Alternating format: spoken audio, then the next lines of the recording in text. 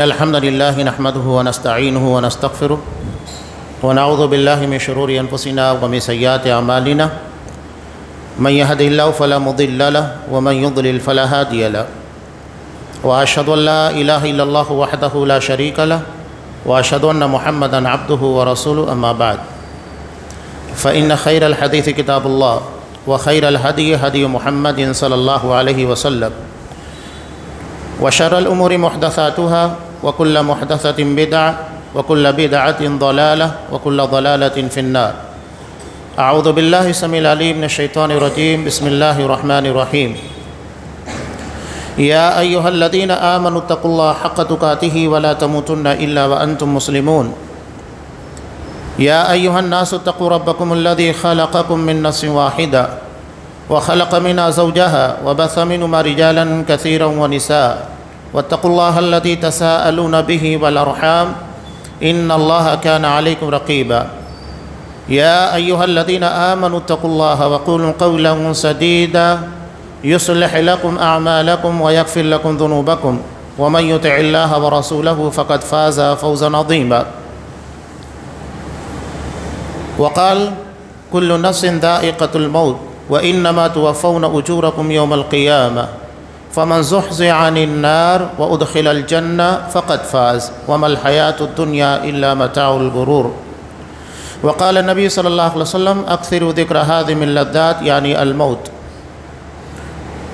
تمام قسم کی تعریفات اللہ رب العالمین وحدہ لا شریک کے لیے لائق و زیبا ہے، جو ساری کائنات کا تنہا خالق و مالک ہے، اور بے شمار درود و سلام ہو اللہ کے آخری نبی جناب کریم محمد رسول اللہ صلی اللہ علیہ وسلم کی ذات مقدسہ پر.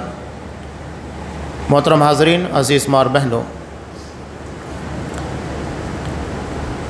اللہ نے موت اور زندگی دونوں کو مخلوق کی شکل میں پیدا کیا. خلق الموت والحیات، اللہ نے موت کو بھی پیدا کیا، زندگی کو بھی پیدا کیا. کیوں پیدا کیا؟ لِيَبْلُوَكُمْ أَيُّكُمْ أَحْسَنُ عَمَلًا، تاکہ تمہیں آزمائے کہ کون بہتر عمل کرتا ہے. شیخ صالح الفوزان حفظ اللہ یہاں پر بیان کرتے ہیں کہ اللہ نے یہ نہیں کہا أَيُّكُمْ أَكْثَرُ عَمَلًا، کون زیادہ عمل کرتا ہے. اللہ نے کہا احسن عملا، عمل احسن ہونا چاہیے، یعنی نبی کریم صلی اللہ علیہ وسلم کی سنت کے مطابق. یہ اس کی ظاہری شرط ہے، اور باطنی شرط ہے کہ اس میں اخلاص ہونا چاہیے. تو یہ دونوں بنیادیں کسی بھی عمل کے قبول ہونے کی بنیادی شرط ہے.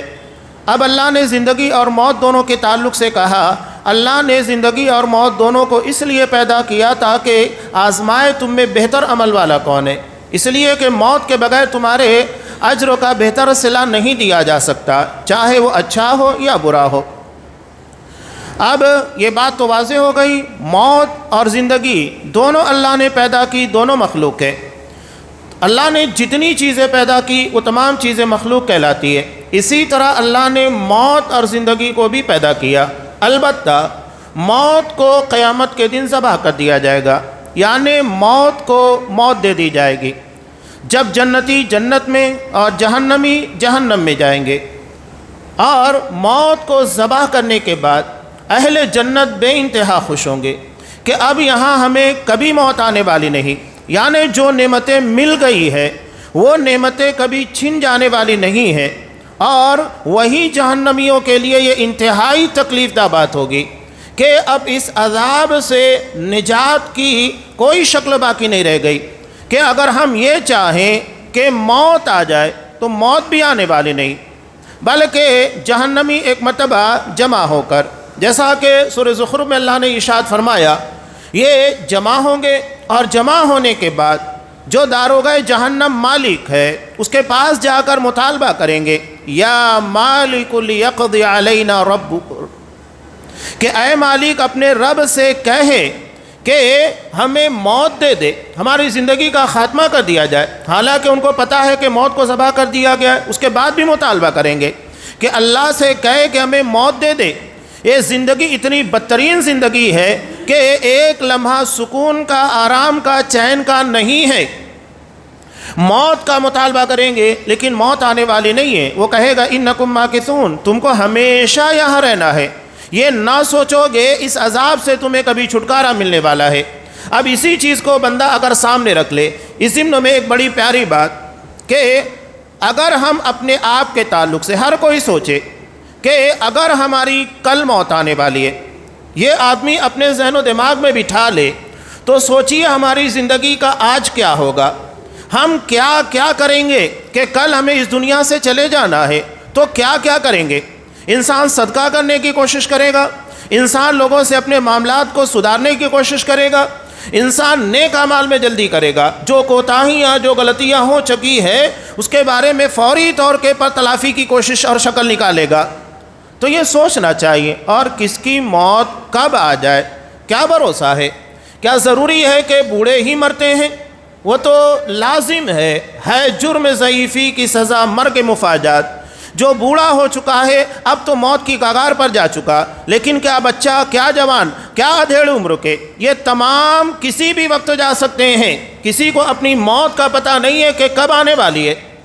تو یہ ہمارے لیے بہت بڑا پیغام، اسی لیے آپ صلی اللہ علیہ وسلم نے اسے کثرت کے ساتھ یاد کرنے کا حکم دیا. اکثروا ذکر ہاضم اللذات یعنی الموت. موت کو یاد کرو، یہ زندگی کی لذتوں کو کھرکھرا کر دیتی ہے، بے مزہ کر دیتی ہے. انسانی زندگی، جیسا کہ میں نے سورہ آل عمران کی ایک آیت آپ کے سامنے پیش کی، اس کے آخر میں اللہ تبارک و تعالیٰ نے دنیاوی زندگی کے تعلق سے کیا کہا؟ وَمَا الْحَيَاةُ الدُّنْيَا إِلَّا مَتَاعُ الْغُرُورِ. دنیا کی زندگی دھوکے کا سامان ہے، بہت بڑا دھوکہ. کتنا بڑا دھوکہ؟ ایک مثال آپ کے سامنے رکھو. سورہ انعام میں اللہ تبارک و تعالیٰ نے ارشاد فرمایا کہ جب جہنمیوں کو جہنم میں سزا دی جائے گی اور وہ سزا انتہائی خطرناک ہوگی جس کا ہم تصور نہیں کر سکتے، تو اللہ سے مطالبہ کریں گے. کیا مطالبہ کریں گے؟ کہ ہمیں ایک مرتبہ موقع دے دیا جائے. وہ اللہ سے مطالبہ کریں گے ایک موقع ہمیں دوبارہ دنیا کے اندر جانے کا دیا جائے، ہم وہ کام کریں گے جس کی بنیاد کے پر آخرت میں کامیاب ہو سکے. یہ مطالبہ ہوگا. اللہ نے ان کے بارے میں کیا کہا؟ وَلَوْ رُدُّوا لَعَادُوا لِمَا نُهُوا عَنْهُ. کہ اگر بالفرض انہیں دنیا میں لوٹا دیا گیا تو کیا کام کریں گے؟ وہی کام کریں گے جس سے منع کیا گیا ہے. اب بتائیے، جہنم کی سزا بھگت لینے کے بعد اسے دوبارہ دنیا میں بھیجا جائے اور اس کے بعد بھی وہی کام کریں گے جس سے منع کیا گیا. ایک بات تو بالکل واضح ہے، اللہ کا علم، کہ اللہ کا علم کتنا کامل ہے کہ اگر بالفرض بندوں کو موقع دیا گیا تو وہ کیا کریں گے؟ حالانکہ موقع ملنے والا نہیں ہے، دنیا فنا ہو چکی ہوگی، تو اسے کہاں سے موقع ملے گا کہ دنیا میں آئے؟ دوسری بات کہ دنیا ایسی پرفریب جگہ ہے کہ بندہ اگر جہنم کی سزا کو بھگت لینے کے بعد بھی یہاں پر آئے گا وہی کام کرے گا جس سے اس کو منع کیا گیا ہے. یعنی جہنم کا عذاب بھی اسے دنیا کی رنگینیوں سے، پرفریبیوں سے نہیں روک سکتا. یہ ہے متاع الغرور، دھوکے کا سامان. ایسا انسان کو دھوکہ دیتا ہے کہ انسان اس میں کھو جاتا ہے. آج ہماری دنیا کی جتنی بھی خرابیاں یا شریعت کی مخالفتیں، معصیات، جرائم، یہ تمام چیزیں دراصل دنیا سے جڑی ہوئی ہیں. اب یہاں سلف نے ایک بہت پیاری بات کہی. انسان اگر اپنی زندگی کے بارے میں غور کرے، انسان کا جسم دو چیزوں سے مرکب ہے، ایک روح ہے اور دوسرے جسم ہے، باڈی. اللہ نے جسم کو مٹی سے پیدا کیا، یہ ہماری تخلیق ہے. اس کے بعد اللہ نے جسم کو ایکٹیو کرنے کے لیے، زندہ رکھنے کے لیے روح کو نازل کیا، اور روح یہ اللہ کی طرف سے آتی ہے، آسمان کی طرف سے آتی ہے. اب ان دونوں چیزوں کے پر انسان غور کرے تو پتہ یہ لگے گا، چونکہ انسان کا جسم مٹی سے بنا ہے لہذا اللہ نے اس کی تمام ضروریات مٹی سے رکھی ہے. کھانا پینا، آرام کرنا، تمام چیزیں مٹی سے جوڑ دی گئی. لیکن اللہ نے روح کو آسمان سے نازل کیا، اسی لیے اللہ نے روح کی ہدایت، جسے ہم دینی ہدایت سے تعبیر کرتے ہیں، اللہ نے اس کو آسمان سے نازل کیا. اِنَّا أَنزَلْنَاهُ فِي لَيْلَةِ الْقَدْرِ. ہم نے اس شریعت کو، اس قرآن کو لیلۃ القدر کے اندر نازل کیا ہے، یعنی اسے اوپر سے نیچے نازل کیا گیا. روح کو اللہ نے آسمان سے بھیجا، لہذا اس کی ہدایت اور اسے سنوارنے کے لیے جو چیزیں بھی ضرورت تھی وہ آسمان سے نازل کی گئی۔ مٹی، جسم کو مٹی سے پیدا کیا، لہذا اللہ تبارک و تعالیٰ نے جسم کی ضروریات کو مٹی سے جوڑ دیا۔ اب اگر ہم دنیا اور آخرت دونوں کو گڑبڑ کرنے لگ جائیں گے اور روحانی چیزوں کو دنیاوی زندگی کی طرف موڑنے لگ جائیں گے تو مسائل پیدا ہوں گے۔ لہذا کبھی بھی روحانیت کو جسم کے پر غالب نہیں آنے دینا ہے۔ اب انسان کی جب روح نکلتی ہے تو کہاں جاتی ہے؟ وہ آسمان کی طرف لے جائی جاتی ہے، یہ نہیں کہ اسے مٹی میں دفن کر دیا جاتا ہے۔ جسم مرنے کے بعد چونکہ مٹی سے پیدا ہوا ہے، مٹی کے حوالے کر دیا جاتا ہے۔ روح چونکہ آسمان سے نازل کی گئی تھی، اللہ کی طرف سے اتاری گئی تھی، اسے اللہ ہی کی جناب میں پیش کر دیا جاتا ہے۔ جو چیز جہاں سے آتی ہے وہاں واپس چلی جاتی ہے۔ آگے بڑھنے سے پہلے موت اور زندگی کے تعلق سے شریعت میں کیا حکم ہے وہ سمجھ لیجئے گا کہ موت اور زندگی کسے کہتے ہیں۔ موت کہتے ہیں جسم اور روح کا علیحدہ ہونا، اور زندگی کہتے ہیں جسم اور روح کا ایک جگہ جمع ہو جانا۔ یہ فرق یاد رکھیے شرعی اعتبار سے۔ اسی لیے اللہ تبارک و تعالیٰ نے شہداء کے بارے میں کہا وَلَا تَقُولُوا لِمَن يُقْتَلُ فِي سَبِيلِ اللَّهِ أَمْوَاتٌ، جو اللہ کی راہ میں شہید کر دیے گئے انہیں مردہ نہ کہو، کیوں؟ بل ہم احیاء، وہ زندہ ہیں، وَلَٰكِن لَّا تَشْعُرُونَ، لیکن تم اسے محسوس نہیں کر سکتے۔ شہداء کو اللہ نے مردہ کہنے سے کیوں منع کیا؟ اس کی وجہ یہ ہے کہ شہداء کی روحوں کو جسم مل جاتا ہے اور عام لوگوں کو جسم نہیں ملتا، لہذا وہ مردہ ہے۔ لیکن شہداء کے بارے میں اللہ نے کہا کہ وہ زندہ ہے۔ کیوں زندہ ہے؟ اس لیے کہ ان کی روح کو جسم عطا کر دیا گیا۔ مسلم کی روایت ہے جو اللہ کی راہ میں شہید ہوتے ہیں ان لوگوں کی روحوں کو سبز رنگ کے پرندوں کے اندر داخل کر دیا جاتا ہے، یہ جنت میں جہاں چاہتی ہے چرتی ہیں، اور اس کے بعد رحمان کی عرشوں کے نیچے لٹکنے والی قندیلوں کے اندر بسیرا کرتی ہے۔ اب چونکہ ان کی روح کو جسم مل چکا ہے لہذا انہیں مردہ نہیں کہا جائے گا۔ جسم اور روح کے ملن کو زندگی کہا جاتا ہے، اور جب یہ علیحدہ ہو جاتا ہے تو یہی موت ہے۔ اب ہم سوتے ہیں، سو کر اٹھنے کے بعد کیا دعا پڑھتے ہیں؟ الحمدللہ الذی احیانی بعد ما اماتنی والیہ النشور، کہ اللہ نے ہمیں زندگی کے بعد موت عطا کی اور اس کے بعد ہمیں اللہ ہی کی طرف لوٹ کر جانا ہے۔ یہ پیغام دیا جا رہا ہے۔ اب یہ سونے کو موت سے کیوں تعبیر کیا؟ آپ صلی اللہ علیہ وسلم نے نیند کو موت کی بہن کہا ہے۔ کیوں؟ اس کی وجہ یہ ہے کہ مرنے میں اور سونے میں سوائے سانس کے چلنے کے کچھ نہیں رہتا ہے، کہ جو آدمی زندہ ہے سو رہا ہے سوائے سانسوں کے کچھ اس کا کام نہیں کرتا ہے۔ باقی اگر آپ دیکھیں اس کی آنکھ کھول دی جائے، یا بہت سارے لوگ خواب کی حالت میں، نیند کی حالت میں آنکھیں کھلی ہوتی ہے، اس کے بعد آپ اس کے سامنے کچھ بھی کریں وہ دیکھ نہیں پائے گا، بیٹھ کر باتیں کرے سن نہیں پائے گا، ہاتھ ہو کر کچھ پکڑ نہیں سکتا، اسے کوئی مار دے تو اس کا دفاع نہیں کر سکتا، پیر ہو کر چل نہیں سکتا، یعنی مکمل طریقے سے دیکھا جائے تو مردوں کی طرح ہے سوائے سانس کے چلنے کے۔ اسی لیے اللہ نے جو دعا سکھائی کہ مرنے کے بعد ہمیں زندگی عطا کی، یہ موت صغریٰ ہے، چھوٹی موت۔ اور بڑی موت کیا ہے؟ جس میں مکمل طریقے سے انسان کی روح کو اس کے جسم سے علیحدہ کر دیا جاتا ہے، اب روح اور جسم کا کوئی کنیکشن باقی نہیں رہ جاتا، تو یہ زندگی اور موت ہے۔ عام لوگوں کے بارے میں مردوں کا حکم ہے کہ وہ مردہ ہیں، اس لیے کہ ان کی روحیں ان کے جسم سے علیحدہ ہو جاتی ہیں۔ روحیں کبھی نہیں مرتی، اور انسانی زندگی کی جتنی بھی نعمتیں ہیں، لذتیں ہیں یا تکلیفیں ہیں، وہ اصل میں اس کی روح کو ٹارچر کرتی ہیں، اس کی روح کے پر آتی ہے، اور عذاب قبر بھی دراصل اسی بنیاد پر ہوتا ہے۔ اب ایک روایت آپ کے سامنے جسے امام ابو داؤد رحمۃ اللہ علیہ نے روایت کیا، بڑی طویل روایت ہے، حضرت برا بن عازب رضی اللہ تعالیٰ عنہ سے مروی، یہ فرماتے ہیں کہ ہم قبرستان پہنچے اور ابھی قبر تیار کی جا رہی تھی، چنانچہ اصحاب کرام نبی کریم صلی اللہ علیہ وسلم کے ارد گرد بیٹھ گئے، اور آپ بھی وہاں پر بیٹھے ہیں، سر جھکا ہوا ہے، اور ایک کاڑی لے کر زمین کو آپ کرید رہے تھے۔ اسی اثنا میں آپ صلی اللہ علیہ وسلم نے آنے والی زندگی یعنی قبروں کے متعلق باتیں بیان فرمائی۔ وہاں آپ نے کہا کہ جب کسی کی موت کا وقت قریب آتا ہے، ملک الموت آتے، اگر وہ نیک ہوتا ہے تو اس کی روح کو اس طرح نکالا جاتا ہے جیسا کہ مشکیزے میں سے پانی نکالا جاتا ہے۔ بتائیے مشکیزے میں پانی نکالا جائے کیا تکلیف ہوگی؟ احساس تک نہیں ہوگا، بلکہ ایک دوسری روایت میں اس طرح اس کی روح کو نکالا جاتا ہے جیسے گوندے ہوئے آٹے میں سے بال نکالا جاتا ہے، کوئی تکلیف نہیں ہوتی۔ یہ مومن کا معاملہ۔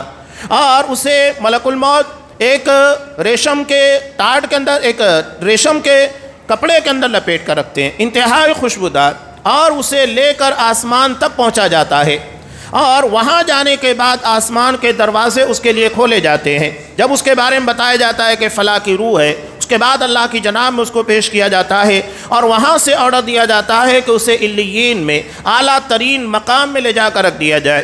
یہ روح کا معاملہ ہو گیا۔ اس کے بعد جب وہ ملک الموت یعنی قبروں میں اس کی تدفین ہوتی ہے، ملک الموت آتے، اور ملک الموت کے آنے کے بعد تین چیزوں کا سوال ہوتا ہے۔ ایک سوال ہوتا ہے من ربک، تیرا رب کون؟ دوسرا سوال ہوتا ہے ما دینک، تیرا دین کیا ہے؟ اور تیسرا سوال ہوتا ہے کہ اس آدمی کے بارے میں یعنی رسول اللہ صلی اللہ علیہ وسلم کے بارے میں کیا کہتے ہو، اس کے بارے میں تمہیں کیا علم ہے؟ یہ تین سوال ہے، اور اسی کو اصول ثلاثہ کہا جاتا ہے۔ یہ ہر کسی کو اس کا جواب دینا ہے۔ آج ہمارے ہاں لوگ ان تمام چیزوں کو چھوڑ کر جو ہماری اصولیات، ہمارے عقائد ہیں، دیگر چیزوں میں الجھے ہوئے ہیں، جبکہ ہر مسلمان کو اس بات کا علم حاصل کرنا ضروری ہے کہ یہ تین چیزوں کا جواب ہم کیسے دیں گے۔ ان تین سوالات کی تیاری ہمیں اپنے عقیدہ و عمل کی بنیاد پر تیار کرنا ہے۔ یہ ایسا نہیں ہے کہ دنیا میں ہم سمجھ رہے کہ جب پوچھا جائے من ربک تو کہہ دیں گے ربی اللہ، ما دینک تو کہہ دیں گے دین الاسلام، اور نبی کے بارے میں کہہ دیں گے کہ محمد رسول اللہ صلی اللہ علیہ وسلم ہے۔ یہ صرف آسان باتیں دنیا میں لگتی ہے، یہ اسی وقت ممکن ہوگی جب بندے کا ایمان اور اس کا عقیدہ صحیح ہوگا۔ اگر آپ دیکھیں گے یہ تینوں جو بنیادی سوال ہیں، جب یہ سوال ہوگا من ربک، تیرا رب کون، اس میں پوری توحید، پورا عقیدہ آ جاتا ہے۔ اس کے بعد دوسرا سوال ہوگا کہ ما دینک، تیرا دین کیا ہے، اس میں زندگی کے تمام احکامات آ جاتے ہیں، یعنی شریعت کے تمام احکامات اس سوال کا جواب ہیں۔ اور اس کے بعد نبی کریم صلی اللہ علیہ وسلم کے بارے میں جو سوال ہوگا، اس میں پوری آپ صلی اللہ علیہ وسلم کی حیات طیبہ، سیرت مبارکہ آ جاتی ہے۔ تین چیزیں ہیں، اور انسانی زندگی میں یہ تینوں چیزیں لازم ہیں۔ اب بتائیے، اگر ہم توحید کو نہ پڑھیں، اللہ تبارک و تعالیٰ کی ذات صفات کے بارے میں جو علم ہونا چاہیے، جو یقین ہونا چاہیے، جیسا عقیدہ ہونا چاہیے، نہ پڑھے تو کیسے اس کا جواب دیں گے؟ جب ہمیں شریعت کے احکامات کا علم نہ ہو تو ہم کیسے جواب دیں گے کہ میرا دین اسلام ہے؟ اور جب نبی کریم صلی اللہ علیہ وسلم کی حیات مبارکہ، سیرت طیبہ کے بارے میں علم نہ ہو تو کیسے جواب دیں گے کہ محمد صلی اللہ علیہ وسلم کون ہے؟ یہ تین سوال دراصل تین اہم بنیادوں کو اپنے اندر سمیٹے ہوئے ہیں۔ وہ جواب دے دیتا ہے، اس کی قبر کو جنت کی طرف سے کھڑکی کھول دی جاتی ہے، کشادہ کر دیا جاتا ہے، وہیں سے اسے اپنا مقام دکھایا جاتا ہے جنت کا، اور وہ دیکھنے کے بعد جلدی کرتا ہے۔ وہ کہتا ہے کہ اے میرے رب، قیامت کو جلدی قائم کر تاکہ میں اپنے مقام پر جلدی سے پہنچ جاؤں۔ اس کے بعد اس کو سلا دیا جاتا ہے، نم کنومت العروس، نئی نویلی دلہن کی طرح سو جا۔ ہر کسی کو یہاں سے گزرنا ہے، ہر کسی کو ان سوالات کے جوابات دینا ہے۔ ہمارے علماء نے جو اس کے پر محنت کی، اصول ثلاثہ کہ ان تین سوالات کے بارے میں تیاری کی جائے، یوں ہی نہیں ہے، ہر کسی کو اس کا جواب دینا ہے۔ کیا بچے، کیا بوڑھے، کیا مرد و کیا خواتین، ہر کسی کو جواب دینا ہے۔ ہمیں پہلے اس کی تیاری کرنا چاہیے۔ ہمارا نوجوان اور ہمارے بوڑھے اور بچے ان چیزوں کو چھوڑ کر فضولیات میں زیادہ وقت لگاتے ہیں۔ پہلے ان چیزوں کی تیاری کیجیے گا جس سے ہمارا عقیدہ، ہمارا فاؤنڈیشن مضبوط ہو، اس کے بعد آپ بقیہ باتوں کو یاد کیجیے گا۔ اگر کوئی شخص قرآن مجید کو قاعدہ جو اس کے اصول اور ضوابط ہے اس کے بغیر ڈائریکٹ قرآن مجید پڑھنا چاہے پڑھ سکتا ہے؟ نہیں، پہلے اسے اصول اور ضابطوں کو، تجوید کو، قواعد کو یاد کرنا ہوگا، تب وہ قرآن مجید تک پہنچے گا۔ اب یہاں پر لوگ بنیادوں کو چھوڑ دیتے ہیں، آگے کی باتوں کے بارے میں بات کرنا شروع کر دیتے ہیں۔ الف با تا سا نہیں پڑھیں گے، ڈائریکٹ قرآن مجید کی تعلیمات چاہیے، اس کا ترجمہ چاہیے، اس کے احکامات بیان کرنا چاہیے۔ پہلے آپ بنیادوں کو سیکھیے گا۔ ہمارے علماء نے جو اس کے پر اتنی محنت کی، آپ صلی اللہ علیہ وسلم کی دراصل احادیث، آپ کا طریقہ یہی رہا ہے۔ تو یہ معاملہ اب یہاں پر رک کر کہ عذاب قبروں سے متعلق چند باتیں، اس لیے کہ آپ صلی اللہ علیہ وسلم نے کہا کہ بندہ اگر نیک نہیں ہوتا ہے، کافر ہوتا ہے، منافق ہوتا ہے، برا ہوتا ہے، تو اس کی روح کو اس کے جسم سے ایسے نکالا جاتا ہے، اس کے جسم میں بھاگتی ہے روح، بالکل ایسے نکالا جاتا ہے جیسا کہ ململ کا کپڑا اسے کسی خاردار جھاڑی دار درخت کے پر ڈال دیا جائے، اس کے بعد اس کو کھینچیں گے، کیسے نکلے گا؟ بہت مشکل سے۔ یہی معاملہ ایک کافر اور مشرک کا ہوتا ہے، اور جب اس کی روح کو نکالا جاتا ہے بدبودار ٹاٹ میں لپیٹ کر اسے آسمان کی طرف لے جایا جاتا ہے، لیکن آسمان کے دروازے اس کے لیے کھولے نہیں جاتے۔ لا تفتح لهم ابواب السماء، آسمان کے دروازے اس کے لیے نہیں کھولے جاتے۔ وہیں سے حکم ہوتا ہے اسے سجین یعنی قید خانے میں ڈال دیا جائے۔ یہ سارا معاملہ روح کے ساتھ ہو رہا ہے، اور اس کے بعد جب منکر نکیر آتے ہیں، سوالات ہوتے ہیں، جواب نہیں دے پاتا ہے۔ جیسے ہی وہ سوال ہوتا ہے من ربک، وہ کہتا ہے ہاں لا ادری، میں نہیں جانتا، مجھ کو پتہ نہیں کیا ہے۔ یہ معاملہ نہ دین کے بارے میں بتا پاتا ہے، نہ وہ اپنے نبی کے بارے میں بتا پاتا ہے، یہ معاملہ۔ اور اس کے بعد وہیں سے عذاب قبر کا سلسلہ شروع ہوتا ہے۔ قبر اسے ایسے بھیجتی ہے کہ ادھر کی فصلیاں ادھر کی ادھر آ جاتی ہیں، یہ اس کی کیفیت ہوتی ہے۔ اب یہاں قبر کے عذاب سے متعلق لوگ کہتے ہیں کہ عذاب قبر کیوں ہوگا؟ ہمارے درمیان بہت سارے لوگ ہیں جو عذاب قبر کا انکار کرتے ہیں، کہتے ہیں کہ عقل کی بنیاد پر چیزیں سمجھ میں نہیں آتی ہے۔ کیوں نہیں آتی ہے؟ سب سے پہلی بات، ہماری عقل شریعت کے احکامات کو فالو کرے گی، یا تو اللہ تبارک و تعالیٰ نے جو احکامات نازل کیے اس کو فالو کیا جائے گا۔ فالو کس کو کریں گے؟ ہمارے لیے اصول اور ضابطہ کیا ہے؟ ہماری عقل ہے یا شریعت ہے؟ ایک روایت میں آپ کے سامنے پیش کروں بنیادی طور پر، تاکہ باتیں آگے کی جو سمجھ میں آ جائے۔ حضرت علی رضی اللہ تعالیٰ عنہ سے مروی، ابو داؤد کتاب الطہارہ کی روایت، یہ فرماتے ہیں لو کان الدین بالرائے، اگر دین ہماری عقل، رائے، خیالات اور فکروں کے پر ہوتا، لکان اسفل الخف اولا بالمس من اعلاہ، تو موزے کے نچلے حصے کے پر مسح کیا جاتا، اوپر نہیں کیا جاتا۔ یہ عقل کہتی ہے چلنے میں نچلا حصہ استعمال ہوتا ہے، اوپر کا نہیں استعمال ہوتا ہے، لہذا اوپر نہیں بلکہ نیچے کریں گے۔ لیکن وہ کیا کریں؟ وَلَقَدْ رَأَيْتُ النَّبِيَّ صلی اللہ علیہ وسلم يَمْسَحُ عَلَى ظَاهِرِ خُفَّيْهِ، میں نے آپ صلی اللہ علیہ وسلم کو دیکھا آپ اپنے موزے کے نچلے نہیں بلکہ اوپر کے حصے پر مسح کیا کرتے تھے۔ یہ آپ کی سنت ہے۔ عقل کہتی ہے نیچے کرنا چاہیے، شریعت کہتی ہے اوپر کرنا چاہیے۔ تو اب بتائیے عقل اور شریعت کے تصادم میں، ٹکراؤ میں کس بات کو مانا جائے گا؟ نبی کریم صلی اللہ علیہ وسلم کی سنت کو۔ آپ نے جو بیان کیا، شریعت کامل ہے۔ اللہ نے اپنے دین کے بارے میں کہا الیوم اکملت لکم دینکم، آج میں نے تمہارے لیے تمہارا دین مکمل کر دیا۔ اور انسانی عقل ناقص ہے، ادھوری ہے، یہ مکمل نہیں ہے۔ تو ایک ناقص چیز، ادھوری چیز، انکمپلیٹ چیز، یہ کسی کمپلیٹ اور مکمل چیز کا کیسے مقابلہ کر سکتی ہے؟ اور وہ بھی شریعت جسے احکم الحاکمین نے، علیم اور حکیم ذات نے نازل کیا ہے، کیسے ہم مقابلہ کر سکتے ہیں؟ اللہ شریعت کو بہتر جانتا ہے یا ہم جانتے ہیں؟ نعوذ باللہ۔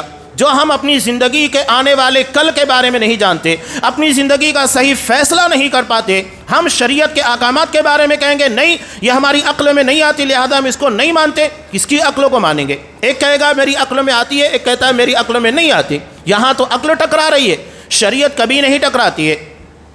تو یہ بنیاد ہے، دین کے احکامات قرآن و حدیث سے لیے جائیں گے، کسی کی عقل سے نہیں۔ جتنے لوگ گمراہ ہوئے انہوں نے شریعت پر عقل کو مقدم کیا، ان کی گمراہی کی بنیادی وجہ یہی بنی ہے کہ انہوں نے دین کو، شریعت کو جہاں سے لینا چاہیے تھا وہاں سے نہیں لیا، بلکہ اپنی عقلوں کو فالو کیا اور اسے ترجیح دی، لہذا نتیجہ یہ نکلا کہ گمراہی کا شکار ہو گئے۔ تو یہ جو عذاب قبر کا معاملہ، عذاب قبر کا انکار کرتے ہیں، کہتے ہیں نہیں سمجھ میں نہیں آتا، اس لیے کہ قیامت جب حساب و کتاب ہوگا، نامہ اعمال تقسیم ہوں گے، اس کے بعد لے جا کر حساب و کتاب ہوگا، تب اس کے پر جزا و سزا کا اطلاق ہوگا۔ ابھی حساب و کتاب ہوا نہیں، نامہ اعمال تقسیم نہیں ہوئے، قیامت قائم نہیں ہوئی، تو لہذا اسے قبر میں عذاب کیوں دیا جائے گا؟ اور یہ بھی کہ ایک ہی قبروں کے اندر ایک بہت نیک انسان کو داخل کر دیا گیا، اسی قبروں میں کسی انتہائی برے آدمی کو داخل کر دیا گیا۔ اب بتاؤ، ایک کے لیے قبر و روضۃ من ریاض الجنہ، جنت کی کیاریوں میں سے کیاری بن گئی،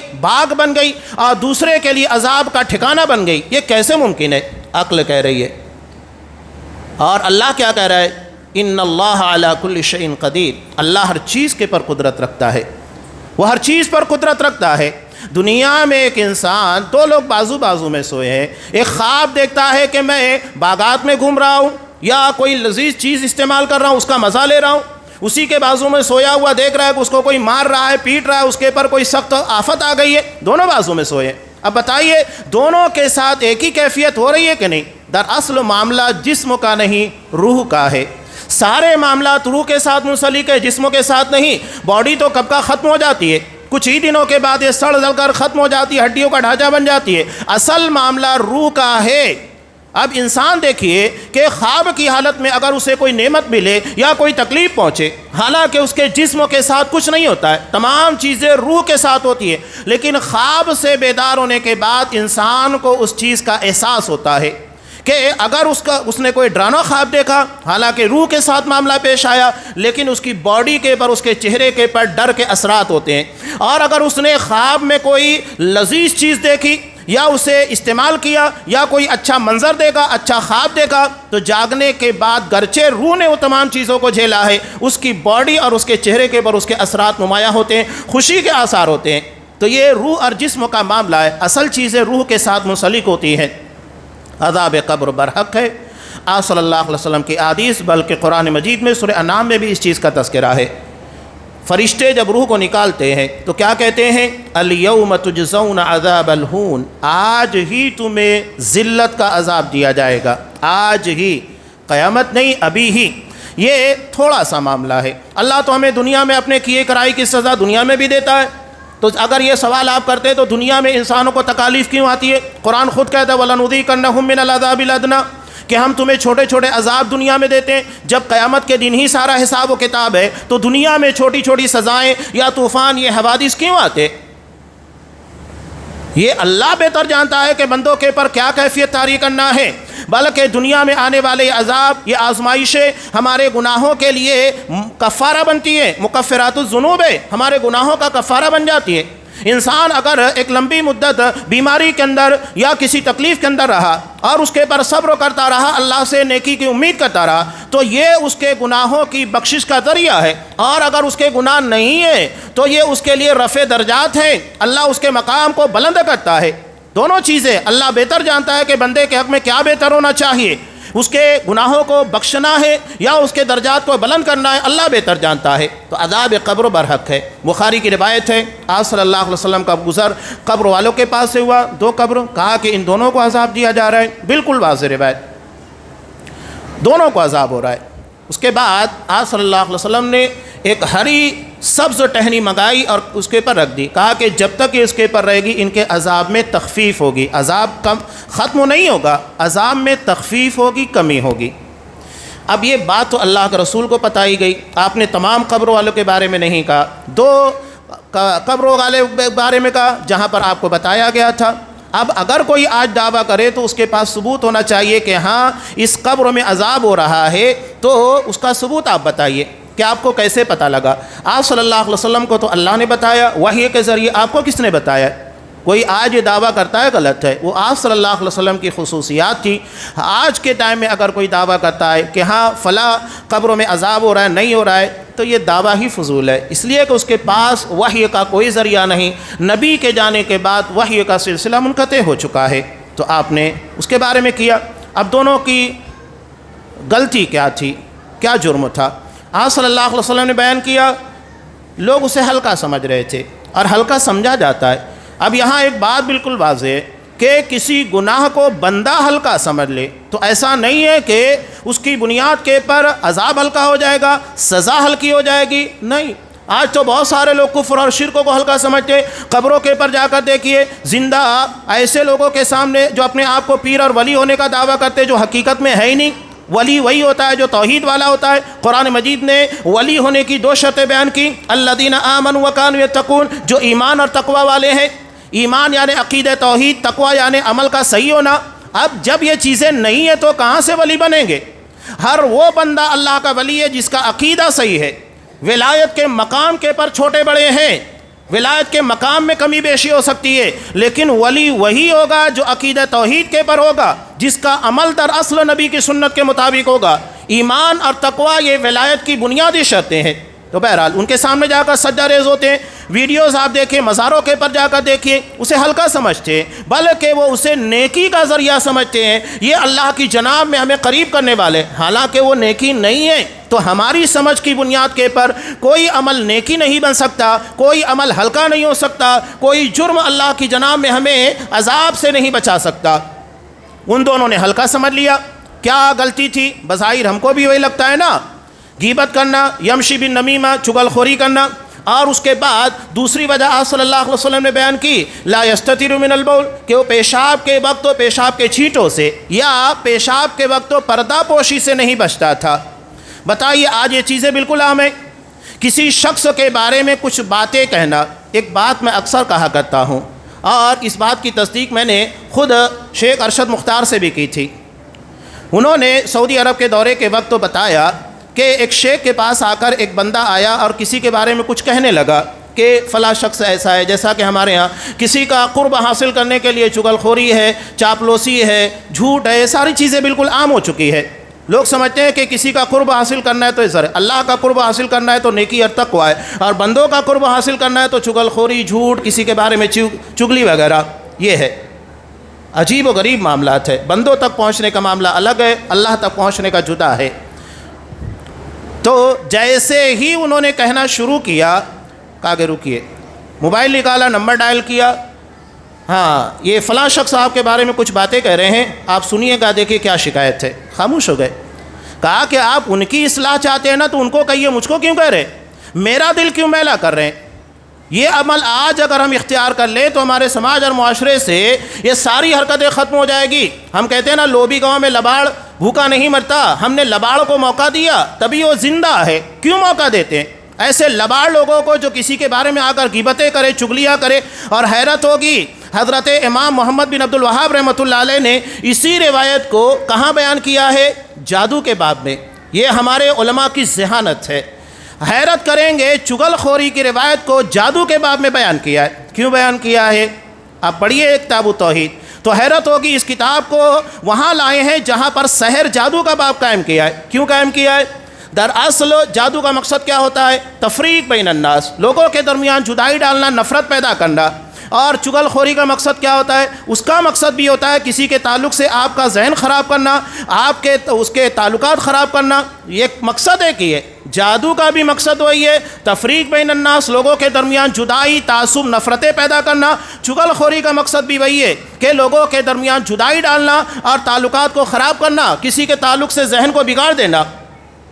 تو یہ ہے چھوٹا عمل مت سمجھیے, یہ عذاب قبر کا باعث بن سکتا ہے اگر ہم نے نہیں بچا. اسی لیے آپ صلی اللہ علیہ وسلم نے کہا کہ اس دن کے آنے سے پہلے, یعنی قیامت کے آنے سے پہلے اپنے معاملات دنیا میں کلیئر کر لو, تاکہ قیامت کے دن جب اللہ کی بارگاہ میں ہم کو پیش ہونا پڑے تو یہ نہ ہو کہ ہم کسی کے تعلق سے پھنسے رہیں. بہت سارے لوگ ہیں, ابھی ایک عرب عالم کی میں نے تقریر سنی, بڑی پیاری بات کہی. بہت سارے لوگ ہیں جو صدقہ کرتے ہیں, نماز پڑھتے ہیں, روزہ رکھتے ہیں, حج ادا کرتے ہیں دوسروں کے لیے, یعنی ان کی نیکیاں انہیں کام نہیں آئے گی, کسی اور کو کام آنے والی ہے. وہی حدیث مفلس کہ قیامت کے دن ایک آدمی روزے, نماز, زکوٰۃ کے لیے لے کر آئے گا, لیکن کسی کی چگلی کیا ہوگا, کسی کا مال ناجائز طریقے پر کھایا ہوگا, کسی کی غیبت کی ہوگی. تمام لوگ آئیں گے اور اپنے حصے کی نیکیاں لے کر چلے جائیں گے. اس کا مطلب ہے کہ دنیا میں انہیں انصاف نہیں ملا ہوگا, انہیں پتہ نہیں ہوگا کہ میرے تعلق سے کس نے کیا کیا. لیکن قیامت کے دن پتہ لگے گا کہ ہاں فلاں نے میرے تعلق سے غیبت کی تھی یا میرا مال ناجائز طریقے سے کھایا تھا, سامنے آ جائے گا. حضرت امام بخاری رحمۃ اللہ علیہ کہتے ہیں کہ میں جب رب العالمین کی بارگاہ میں پیش ہوں گا تو اس بات کے بارے میں مجھے قوی امید ہے کہ اللہ مجھے کسی کی غیبت کے بارے میں نہیں پکڑے گا. انہوں نے جن لوگوں کے پر جراح کی, راویان حدیث کے پر, وہ دین کی حفاظت کے لیے کی, اپنے ذاتی مفاد کے لیے نہیں بلکہ دین کی حفاظت کے لیے, تاکہ لوگ اس سے دھوکہ نہ کھائیں. اور ان کی وہ حدیثیں جو ثابت ہی نہیں ہے, جو نبی کا کلام ہی نہیں ہے, اس کے بارے میں لوگ متنبع ہو جائے. تو میں نے شریعت کی حفاظت کے لیے ان لوگوں کی غیبت کی, نہ کہ اپنے ذاتی تحفظات اور مفادات کے لیے. تو یہ عذاب قبر کا اس سلسلہ. پیشاب کے موقع کے پر پردہ پوشی اختیار کرنا, اور دوسرا یہ کہ اس کے چھینٹوں سے بچنا, دونوں ضروری ہے. لا یستتر من البول میں دونوں چیزیں داخل ہے, پردہ پوشی بھی یعنی آڑ میں رہ کر تاکہ آپ کو کوئی دیکھ نہ سکے، اور دوسرے یہ کہ پیشاب کے چھینٹے آپ کے پر نہیں آنا چاہیے۔ لوگ اس کو ہلکا سمجھتے ہیں لیکن یہ بہت بڑا جرم ہے، عذاب قبر کا باعث ہے، اور چھوٹے موٹے گناہوں کے پر عذاب قبر نہیں ہوگا بلکہ یہ عذاب قبر بڑے گناہوں کی بنیاد پر ہوتا ہے۔ تو یہ روایت جو میں نے آپ کے سامنے رکھی، آپ صلی اللہ علیہ وسلم نے بیان کیا، یہ معاملہ درپیش ہوتا ہے ایک کافر کے ساتھ اور ایک مومن کے ساتھ۔ اب یہ آپ کے سامنے کرنا ہے کہ ہم کس مقام پر ہوں گے، ہمارا حشر کن لوگوں کے ساتھ ہوگا۔ میں نے کیا کہا شروع میں کہ آج اگر ہم یہ سوچیں کل ہماری موت آنے والی ہے تو سوچئے گا ہم کیا تیاری کریں گے، کیا ہم واقعی موت کے لیے تیار ہیں؟ کیا ہمارے اعمال کل اگر ہماری موت اچانک موت آ جاتی ہے، حالانکہ اللہ کے رسول صلی اللہ علیہ وسلم نے پناہ طلب کیے وفجاءت نقمتک، تیری اچانک پکڑ سے پناہ طلب کرتا ہوں۔ کیوں؟ اس کی وجہ یہ ہے اچانک موت آنا، اٹیک آ جانا، حادثات ہو جانا، انسان بہت ساری چیزیں جو اس کی پینڈنگ رہ جاتی ہے، کبھی وہ کچھ کرنا چاہتا ہے، کوئی صدقہ و خیرات ہے وہ نہیں کر پاتا ہے، کسی سے معافی تلافی ہے، یا بیماری کا ایک لمبا پیریڈ گزرنے کے بعد جو اس کے گناہوں کا کفارہ بنتا ہے وہ چیزیں نہیں ہو پاتی ہیں، ساری چیزیں کلوز آ جاتی ہے اچانک کی موت سے۔ تو آپ صلی اللہ علیہ وسلم اسے پناہ طلب کرتے تھے۔ تو اچانک موت آئے تو کیا کریں گے؟ بتائیے کیا ہمارے اعمال ایسے ہیں واقعتاً ہم اللہ کی جناب میں کامیاب ہو جائیں گے، یا ان اعمال کی بنیاد پر جو آج ہم کر رہے ہیں، جو ہمارا عقیدہ ہے، جو ہمارے اعمال ہے، یہ ہمیں اللہ کی جناب میں کامیاب کر دیں گے؟ سوچئے گا۔ قرآن مجید وہی کہہ رہا ہے سورہ آل عمران، اس آیت کی تفسیر کر کے اپنی بات مکمل کر رہا ہوں، کل نفس ذائقۃ الموت، ہر نفس کو موت کا مزہ چکھنا ہے۔ اللہ نے یہاں پر یہ نہیں کہا ہر نفس کو موت آنی ہے، کہا کہ مزہ چکھے گا۔ کیوں؟ مزہ ہر کسی کا مختلف ہوگا، جس کے اعمال اچھے ہوں گے اس کا مزہ اچھا ہوگا۔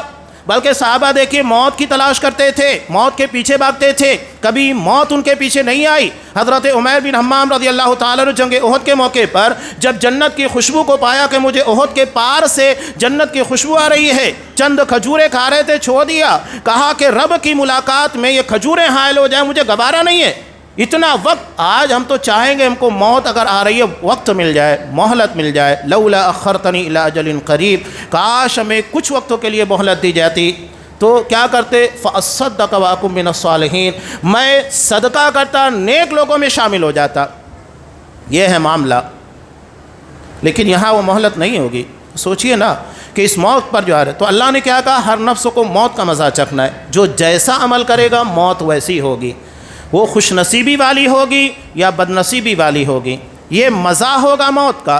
ہر کوئی اپنے عمل کی بنیاد کے پر مزہ چکھنے والا ہے، ہر کسی کو موت کے وقت تو یکساں معاملات نہیں ہوں گے۔ نبی کریم صلی اللہ علیہ وسلم جب موت کے بالکل قریب تھے، حضرت فاطمہ رضی اللہ تعالیٰ عنہ آئی اور کہا وا کرب ابا، ہائے میرے ابا جان کی تکلیف۔ سوچئے کہ فاطمہ کے دل میں اپنے باپ کی تکلیف کو دیکھنے کے بعد کیا بیت رہی ہوگی۔ آپ صلی اللہ علیہ وسلم نے کہا کہ فاطمہ آج کے بعد تمہارے والد کے پر کوئی تکلیف نہیں آئے گی، اس لیے کہ موت زندگی کی تمام تکلیفوں کے خاتمے کا اعلان ہے۔ صرف دنیا میں آزمائش ہے، مرنے کے بعد نہیں ہے۔ اس کے بعد کوئی آزمائش، کوئی تکلیف تمہارے باپ پر آنے والی نہیں ہے۔ یہ ہمارے لیے مسئلہ ہے کہ موت ہمارے لیے خوشیوں کا پیغام لے کر آتی ہے یا ہمارے لیے دکھ کا پیغام لے کر آتی ہے، ہم کو ڈیسائیڈ کرنا ہے۔ تو ہر کوئی موت کا مزہ چکھنے والا ہے اپنے اپنے عمل کے اعتبار سے۔ وَإِنَّمَا تُوَفَّوْنَ أُجُورَكُمْ يَوْمَ الْقِيَامَةِ، مرنے کے بعد تمہیں اپنے اعمال کا مکمل بدلہ دیا جائے گا، پورا پورا، دنیا میں نہیں آخرت میں مکمل ملنے والا ہے۔ اب یہاں جنتیوں کو جنت کے اعتبار سے اور جہنمیوں کو جہنم کے عذاب کی شکل میں۔ فَمَنْ زُحْزِحَ عَنِ النَّارِ وَأُدْخِلَ الْجَنَّةَ فَقَدْ فَازَ، تو حقیقت میں کامیاب کون ہوگا؟ جسے جہنم کے عذاب سے بچا لیا جائے۔ یہ اصل کامیاب قرآن مجید کہہ رہا ہے۔ کون کامیاب؟ بہت سارے لوگ ہوں گے جو جہنم میں جائیں گے، جہنم کی سزا کو بھگتنے کے بعد انہیں جنت میں داخل کیا جائے گا۔ جہنم کا ایک لمحہ زندگی کی تمام نعمتوں کو، لذتوں کو بھلا دینے والا ہے، ایک لمحہ، اور وہاں اگر کسی کو کچھ مدت کے لیے ڈال دیا جائے تصور نہیں کر سکتا انسان۔ اسی لیے حضرت عثمان غنی رضی اللہ تعالیٰ قبر کے پر آنے کے بعد اتنا روتے کہ داڑھی تر ہو جایا کرتی تھی آنسوؤں سے، بہت فکر تھی۔ آپ صلی اللہ علیہ وسلم نے اس کے تعلق سے کہا یا اخوان لمثل ھذا فاعدوا، میرے بھائیوں اس کے لیے تیاری کرو۔ آواز دیتی ہے قبر انا بیت الوحشہ انا بیت الوحدہ، کہ میں تنہائی کا، وحشت کا گھر ہوں، وہاں اکیلے ایک مرتبہ قبر میں لیٹ کر دیکھیے، اتر کر دیکھیے، ساری دنیاوی لذتیں بھول جائیں گے، انسان بھول جائے گا۔